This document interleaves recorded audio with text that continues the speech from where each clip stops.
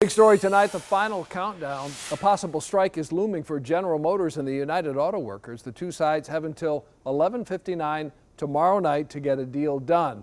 Without a tentative contract or an extension, workers say they're ready to hit the picket line. Earlier today, the union indefinitely extended labor contract with Ford and Fiat Chrysler, a typical step with GM up first in the negotiations. Talks are always tough, of course, and now the union has a cloud of corruption hanging over it. 7 Action News reporter Jim Kurtzner at the GM Orion assembly plant, where workers are talking about their contract and the corruption.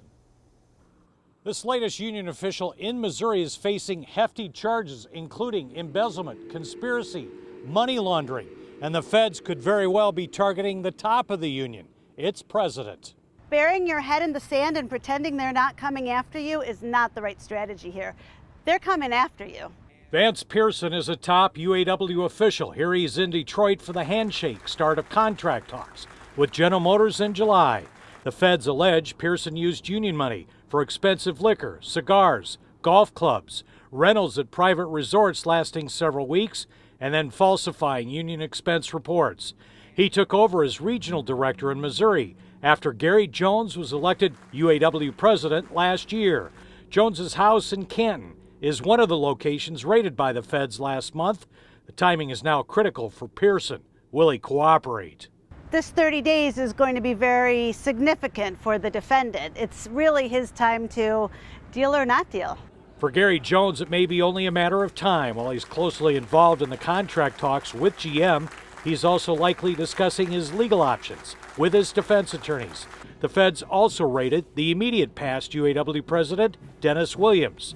They could be listed as officials A and B in the paperwork charging Pearson. A and B need to sit with their attorneys and say, this is what I did and this is what I didn't do.